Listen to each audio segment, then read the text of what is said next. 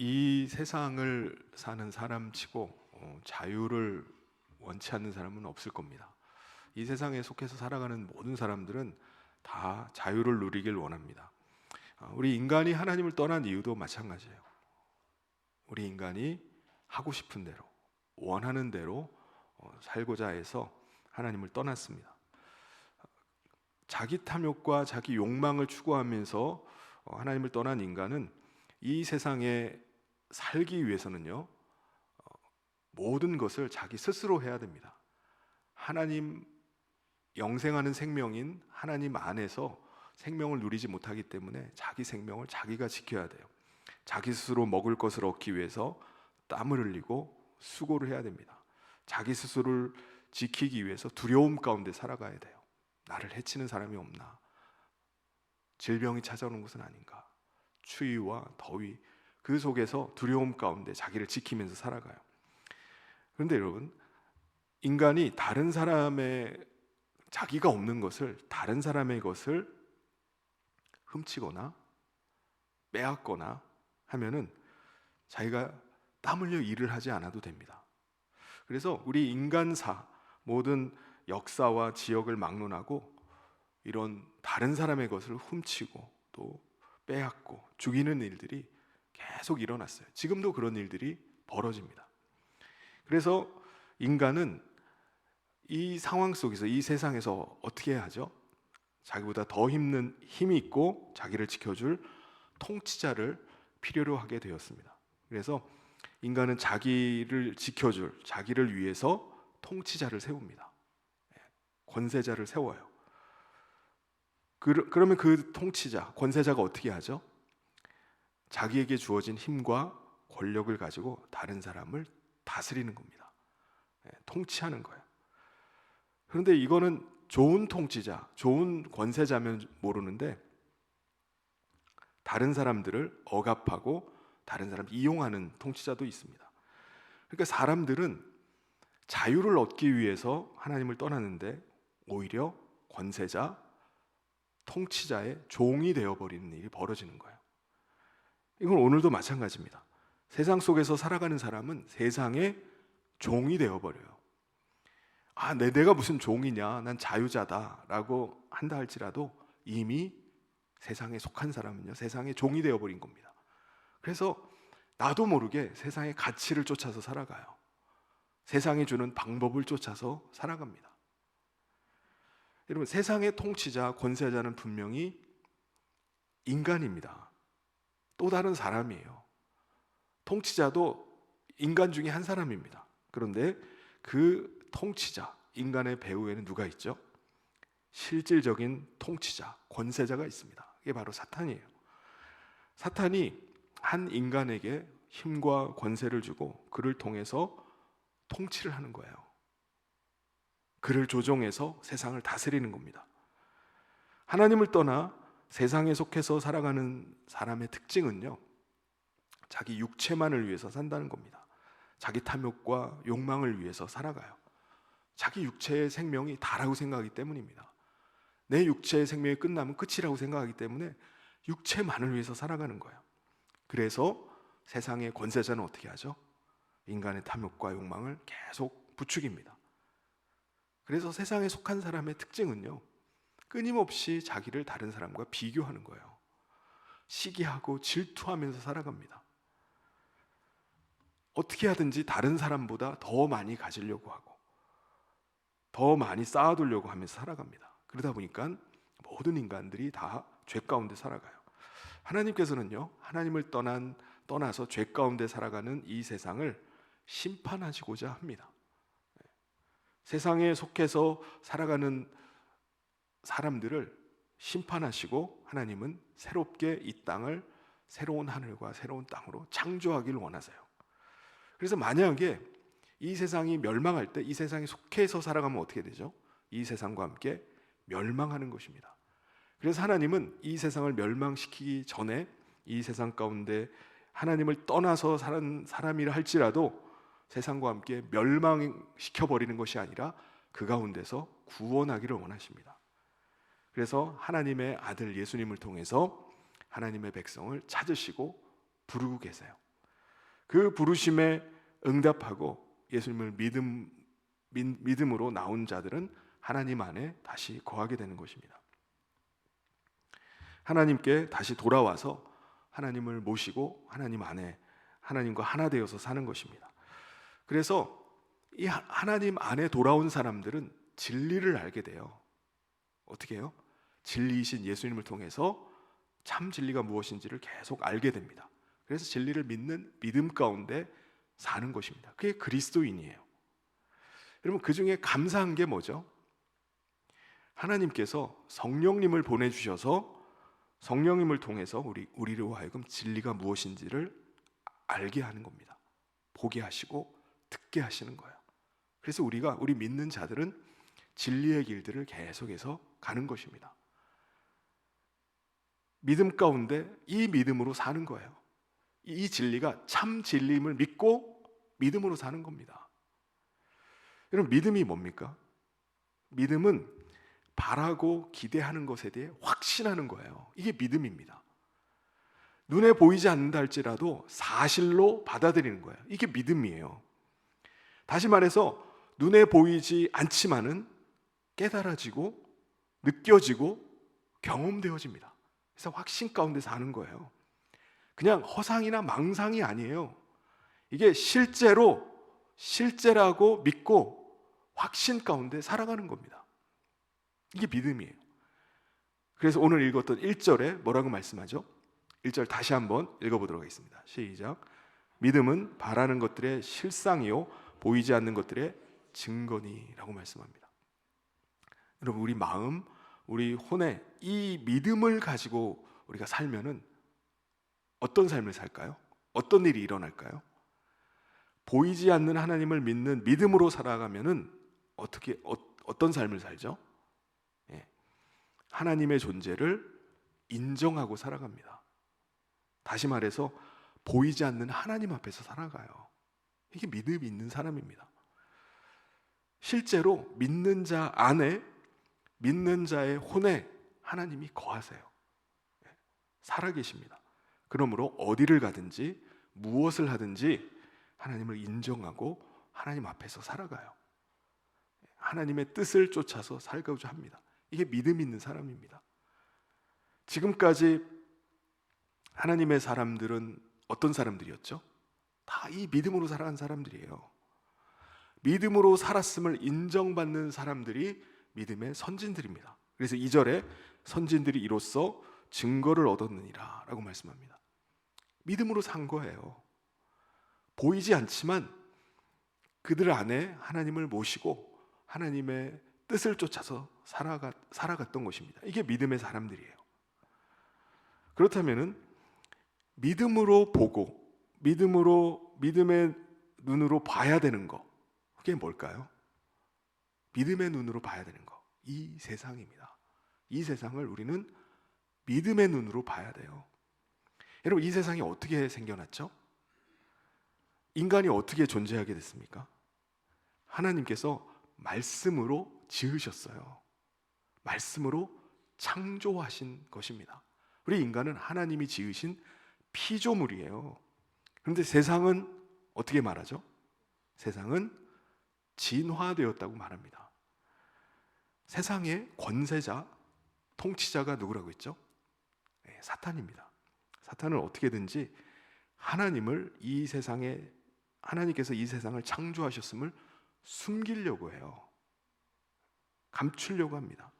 이 세상이 하나님의 피조물인 것을 감추려고 해요. 과학이라는 이름으로 사람들을 속입니다. 이게 세상이에요.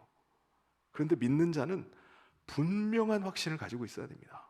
이 세상은 보이는 것에 의해서 만들어진 게 아니라 보이지 않는 하나님에 의해서 창조되었다라는 거예요. 이 믿음을 확실하게 가져야 됩니다. 하나님이 창조하셨다. 우리 인간은 하나님의 피조물이다. 이게 믿음으로 확고하게 서 있어야 됩니다. 우리 3절을 우리 같이 한번 읽어보도록 하겠습니다. 시작.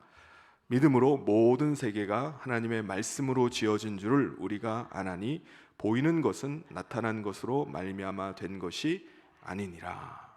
아멘. 그러면은 우리가 믿음으로 이 믿음을 가지고 살아가는데 믿음으로 해야 되는 것이 있습니다. 믿음으로 해야 되는 것 중에 가장 첫 번째가 뭐냐면 예배입니다. 예배. 대표적인 게 예배예요. 여러분, 세상 사람들도 신을 믿는 사람들이 있습니다.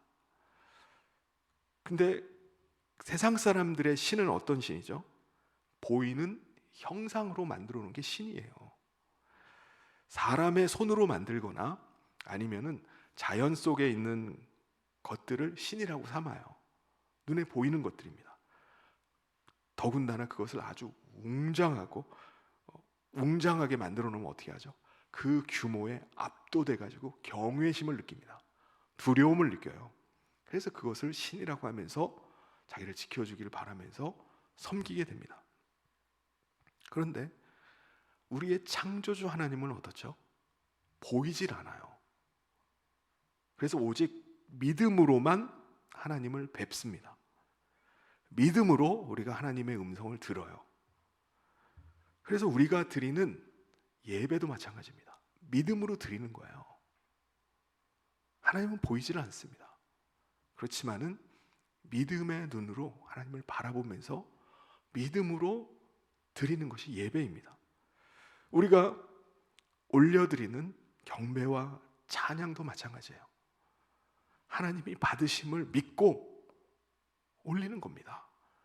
하나님의 아름다우심을 찬양하는 그 찬양을 하나님이 들으심을 믿고 내가 하는 거예요. 내가 드리는 예물이 하나님께서 받으시는 것을 믿고 드리는 거예요. 내가 드리는 헌신, 내가 주를 위해서 하는 모든 행위들이 하나님이 보시고 계시고 하나님이 받으신다고 믿고 드리는 겁니다. 하나님께서는 그 믿음으로 하는 것을 인정해 주세요. 믿음으로 하는 것을 받아주십니다. 여러분, 아무리 작은 것이라 할지라도, 아무리 보잘것없는 것이라 할지라도 우리 생각이에요. 아유, 이거 가지고 뭐 하나님이 인정해 주실까? 하나님이 이걸 뭐 받아주실까? 아니, 노래도 못하는데 뭐 예물도 이렇게 조금 좁게 드리는데, 이건 우리 판단입니다. 우리 생각이에요. 하나님은 믿음으로 드리는 것을 귀하게 여기세요. 보잘것없다 할지라도 그건 우리 판단이라니까요. 우리가 보기에는 보잘것없다 할지라도 하나님은 믿음으로 하는 것을 기뻐하세요. 믿음으로 드리는 예배를 하나님은 찾으십니다. 하나님 받으세요. 대표적인 게 아벨의 제사입니다. 아벨과 가인과의 제사의 차이가 뭐죠? 믿음으로 하느냐, 믿음으로 하지 않느냐입니다. 그건 지금도 마찬가지예요. 하나님은 우리가 드리는 이 예배를, 믿음의 예배를 받으세요. 우리가 드리는 기도를, 믿음의 기도를 하나님은 들으시길 원하십니다. 믿음으로 하는 거예요. 우리 4절 말씀을 같이 한번 읽어보도록 하겠습니다. 시작. 믿음으로 아벨은 가인보다 더 나은 제사를 하나님께 드림으로 의로운 자라 하시는 증거를 얻었으니 하나님이 그 예물에 대하여 증언하심이라. 그가 죽었으나 그 믿음으로써 지금도 말하느니라. 아벨의 이러한 믿음으로 드렸던 이 제사가 오늘 우리에게도 귀감이 되는 거예요. 하나님이 받으시는 것은 믿음으로 하는 것이구나 라는 것을 우리가 기억해야 됩니다. 또 우리가 믿어야 될 게 있어요. 우리가 반드시 믿어야 될 게 있습니다. 그것은 바로 구원에 대한 확신입니다. 구원. 여러분, 마지막 때 이 세상이 멸망을 당합니다. 지금 우리가 살아가는 하늘과 땅은 다 하나님의 심판하에 마지막 대접 재앙이 쏟아질 때 다 사라지고 녹아버리고 불타버리는 거예요. 다 사라지게 됩니다. 그런데 그 마지막 때에 믿는 자들은 어떻게 되죠? 살아서 믿는 자들. 먼저 죽은 자들이야 낙원에서 주님을 만나겠지만 살아있는 자들은 어떻게 되죠? 살아있는 자들은 고난을 그냥 다 통과하는, 멸망하는 세상 가운데 그 멸망을 다 통과하는 게 아니라 들림을 받습니다. 하나님께서 하늘로 들림을 받아요. 그래서 들림 받는 자들은 먼저 죽은 자들이 다시 강림하시는 주님을 공중에서 영접하고, 그 다음에 우리 살아서 들림 받는 자들은 공중에서 또 주님을 맞이하게 됩니다. 들림 받아서. 그래서 믿는 자들은 어떤 사람이냐? 이 구원에 대한 확신 가운데 서는 사람이에요. 이 믿음 가지고 살아간다. 그러면 살아가는 삶이 어떻게 달라질까요? 세상에서 살아가는 삶이 다를 수밖에 없어요. 여러분, 우리 마음, 우리 혼에 주님을 모시고 있잖아요. 믿음의 눈으로 주님을 바라보면서 살아가요. 그런데 구원의 확신을 가지고 사는 사람은요, 지금 내가 사모하는 주님을 얼굴과 얼굴로 마주대할 날들을 소망하면서 살아가요. 지금은 내가 주님의 음성 듣고 주님을 우리 마음에 모시고 소망하면서 살아가지만, 마지막 때 주님이 다시 강림하실 때에는 얼굴과 얼굴을 마주보고 장차 임할 새 예루살렘에 주님과 함께 거할 것을 믿는 믿음으로 살아갑니다. 이 소망 가운데 사는 거예요. 그러다 보니까 어떻죠? 마치 신부가 장차 맞이할 신랑을 위해서 어떻게 살아갑니까? 팔레스타인, 이스라엘의 전통은요, 신랑과 신부가 약혼을 하고 신랑의 집에 가서 준비가 되면은, 아버지가 가라고 하면은 그때 신부의 집으로 가서 신부를 데리고 오는 겁니다. 신부는 다시 자기를 데리러 오는 신랑을 기다리는 거예요. 근데 기다리는 동안에 아무렇게나 막 생활합니까? 자기 마음대로 그렇게 생활하나요? 아니죠. 자기의 신랑이 될 사람을 위해서 자기를 지켜서 정결하게 합니다. 자기를 단정하게 가꾸어 가요. 아무렇게나 살질 않습니다. 이와 마찬가지예요. 우리가 들림을 받아서 장차 구원받을 자임을 알고 믿음으로 살아가는 사람은 그냥 살아가는 게 아닙니다. 그냥 우리의 삶이 육체로 살다가 끝나버릴 삶이라면 그렇게 살아도 상관이 없어요. 그런데 우리가 이 소망 가운데 사는 사람은요, 그렇게 살아갈 수가 없는 겁니다. 다시 강림하실 주님을 기다리면서 사는 거예요. 그분 앞에 정결한 신부로 설 것을 소망하면서 내 자신을 지켜서 거룩하게 살아가는 겁니다. 자기 자신을 아름답게 단장하면서 살아가는 거예요. 주님 보실 때 정말 정결한 신부로 서기 위해서 살아가는 겁니다. 그 삶이 완전히 다른 삶이에요. 에녹이라는 사람은 믿음으로 하나님을 바라보면서 살았습니다. 그래서 이 땅의 삶도 늘 하나님과 동행하는 삶을 살았어요. 늘 하나님을 마음에 모시고 살아가는 겁니다. 그래서 그는 어떻게 하셨죠? 하나님께서 그를 산 채로, 살아있는 채로 하늘로 들려 올려가셨다고 말씀합니다. 그래서 장차 들림 받을 우리 믿는 자들의 예가 되는 거예요. 5절 말씀을 같이 한번 읽어보도록 하겠습니다. 시작. 믿음으로 에녹은 죽음을 보지 않고 옮겨졌으니 하나님이 그를 옮기심으로 다시 보이지 아니하였느니라. 그는 옮겨지기 전에 하나님을 기쁘시게 하는 자라는 증거를 받았느니라. 하나님을 마음에 모시고 하나님 앞에 설 것을 믿고 그가 늘 하나님의 기쁘심이 되는 삶을 살았던 것입니다. 우리가 믿어야 될 것은요, 언젠가 하나님 앞에 선다 하는 것입니다. 인간은 육체가 죽는다 해도 그걸로 끝나는 게 아닙니다. 죽음 이후에 뭐가 있죠? 반드시 심판이 있습니다. 특별히 예수님께서 다시 강림하시면은 산자든 모든 산자와 죽은 자는 흰 보좌에 앉으신 주님의 심판을 받게 됩니다. 이게 마지막 심판이에요. 우리는 예수님 앞에서 우리가 살아온 삶에 대해서 직고를 하게 될 것입니다. 그날이 옴을 우리가 알기 때문에 우리는 하나님 앞에서 거룩한 삶을 살고자 하는 것입니다. 무엇보다 하나님의 뜻을 쫓아서 사는 거예요. 내가 하나님의 기쁘심이 돼야 되겠다라는 마음 가지고 사는 것입니다. 왜 이렇게 하는 거죠? 왜 이렇게 합니까? 칭찬이 있음을 믿기 때문이에요.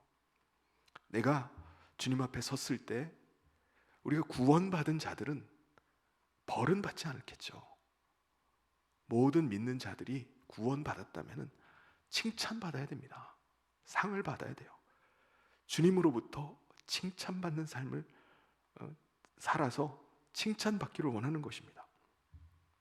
그런데 하나님을 의식하지 않고 하나님 무시하고 사는 사람은 어떻게 살아가죠? 자기가 하고 싶은 대로 사는 거죠.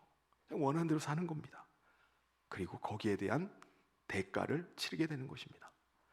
예복을 입지 않고 주님 앞에 섰을 때 묶여서 쫓겨나고 슬피 울며 이를 갈미시리라 말씀한 대로 거기에 대한 대가를 치르는 겁니다. 그런데 하나님 앞에서 내가 주님 앞에 설게 될 것을 알고 정결한 신부로 서가는 거예요.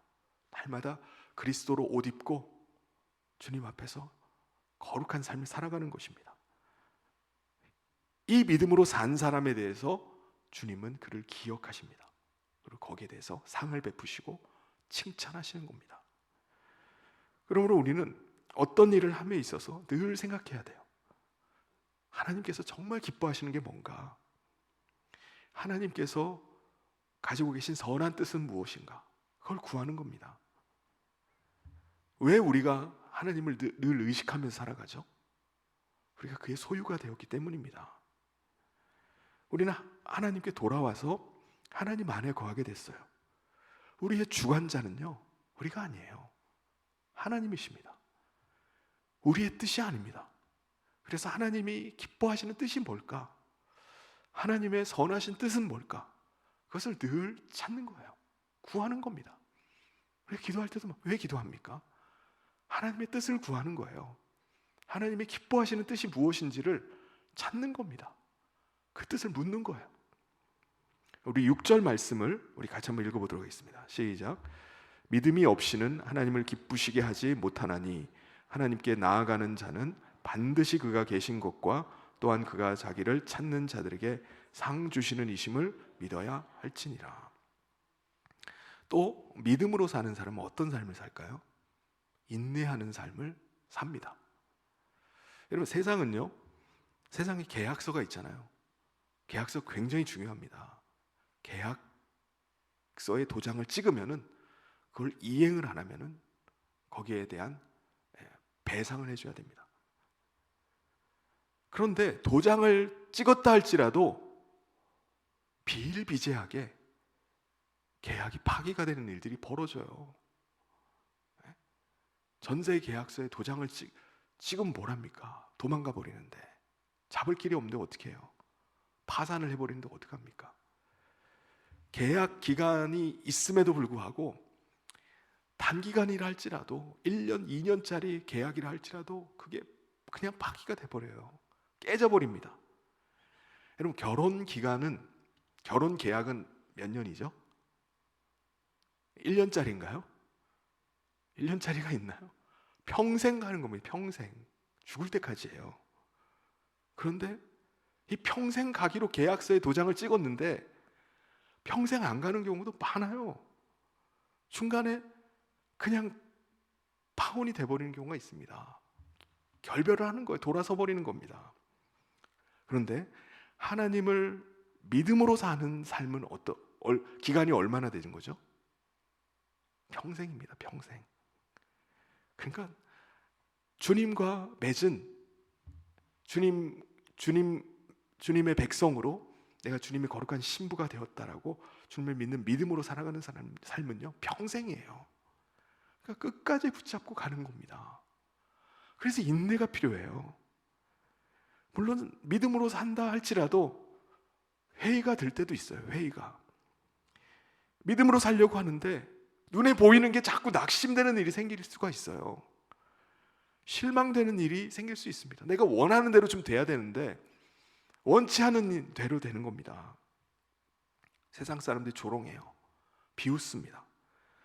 그걸 보면은 완전 내가 바보가 되는 것 같아요. 야, 내가 이렇게 살아도 되나? 이게 회의가 드는 겁니다. 그런데 믿음으로 사는 사람은 어떤 사람이죠? 약속을 바라보면서 사는 겁니다. 내가 계약을 파기하지 않는 한 하나님은 그 약속, 그 계약을 지키시는 분이다. 신실하신 분이다. 라는 걸 믿고 나도 인내하면서 하는 겁니다. 주님이 계약을 파기하지 않으셨는데 내가 왜 계약을 파기해? 내가 죽는 한이 있더라도 믿음으로 죽음을 맞이하리라 라는 믿음으로 사는 겁니다. 그렇게 믿음으로 인내하면서 살았던 대표적인 사람이 노아예요. 하나님께서 노아에게 세상을 심판하겠다, 멸망시키겠다라는 말씀을 주셨습니다. 노아는요, 그 말씀을 믿고 믿음으로 방주를 지었어요. 사람들은 그를 조롱합니다. 비웃습니다. 그런데 믿음으로 노아는 계속해서 방주를 지어가요. 그 방주를 지어가는 삶이 얼마나 힘들겠습니까? 결국 비도 오지 않는데 그는 가족들을 데리고 방주에 올라가요. 아무 일도 없는데. 그 믿음으로 인내하면서 살아갔던 결과 어떻게 됐죠? 모든 사람들이 다 대홍수로 죽어갈 때 그와 그의 가족은 방주로 인해서 건짐을 받습니다. 인내로 그가 건짐 받은 거예요. 하나님이 심판하신다는 그 약속대로 그 믿음으로 방주를 지었기 때문에 건짐 받은 겁니다. 그리고 노아의 가족들은 그 심판으로부터 건짐받고 하나님께서 그 심판으로 말미암아 어떻게 하셨죠? 세상을 창조의 원점으로 다시 돌리셨어요. 그래서 노아와 그의 가족으로 인류가 새롭게 다시 시작됩니다. 7절 말씀을 우리 같이 한번 읽어보도록 하겠습니다. 시작. 믿음으로 노아는 아직 보이지 않는 일에 경고하심을 받아 경외함으로 방주를 준비하여 그 집을 구원하였으니 이로 말미암아 세상을 정죄하고 믿음을 따르는 의의 상속자가 되었느니라. 아멘. 믿음으로 인내한 거예요. 믿음으로 견딘 겁니다. 그래서 결국 어떻게 됐죠? 그가 의의 상속자가 되었다. 그를 통해서 인류가 새롭게 다시 시작하게 된 겁니다. 그를 통해서 하나님께서는 의의 자손을, 의의 후손을 갖기를 원하신 거예요. 그래서 그가 그 8명이 그 새로운 시작이 된 겁니다. 사랑하는 성도 여러분, 우리가 사는 이 세상은 끊임없이 우리를 유혹하고 위협을 합니다. 눈에 보이는 게 전부 다 눈으로 보이는 대로 살아가라. 내 욕망을 따라서 살아가라. 그게 자유다라고 속삭입니다. 그런데 오늘 분명히 말씀은 선포합니다. 진짜 자유는 세상을 떠나서 하나님께 돌아올 때 시작되는 것이다. 그 통로가 뭐냐? 바로 믿음이라는 겁니다. 여러분, 믿음이라는 것은요, 단순히 내 위안이 아니에요. 마음의 위안이 아닙니다. 믿음은 보이지 않는 하나님을 실제로 모시고 거룩한 삶을 살아가는 고집이에요. 아벨처럼 마음을 다해서 예배하고, 에녹처럼 매일의 삶에서 하나님과 동행하고, 노아처럼 세상의 조롱 가운데서 묵묵히 방주를 지어가는 것, 이것이 오늘 우리가 살아내야 될 믿음의 실제입니다. 이 믿음의 삶이에요. 오늘 이 밤에 우리가 우리 안에 거하시는 성령님께 간구합시다. 주님, 제 눈을 열어주십시오. 보이지 않는 영원한 나라를 볼 수 있는 영안을 열어주십시오. 내 귀를 열어서 세상의 소음을 듣는 것이 아니라, 세상의 허탄한 이야기를 듣는 것이 아니라 주님의 음성을 듣게 해주십시오. 그래서 마침내 주님 앞에 서는 그날, 노아가 들었던 것처럼 의의 상속자라는 칭함을 듣는 믿음의 승리자 되게 하여 주시옵소서. 믿음으로 견디는 자에게 반드시 하나님의 큰 상급이 있을 줄 믿습니다. 낙심하지 마시길 바랍니다. 우리 안에 실망스러운 일이 있고 내 기대가 원하는 대로 되지 않는다 할지라도 우리 주님께서 우리의 손을 붙잡아 주시고 계십니다. 이 믿음의 확신을 가지고 세상 가운데서 당당하게 승리하면서 믿음으로 살아가는 우리 모든 성도님 되시기를, 믿음의 모든 성도님 되시기를 주님의 이름으로 축원합니다. 같이 이 시간 기도하도록 하겠습니다. 하나님 감사합니다. 오늘 우리를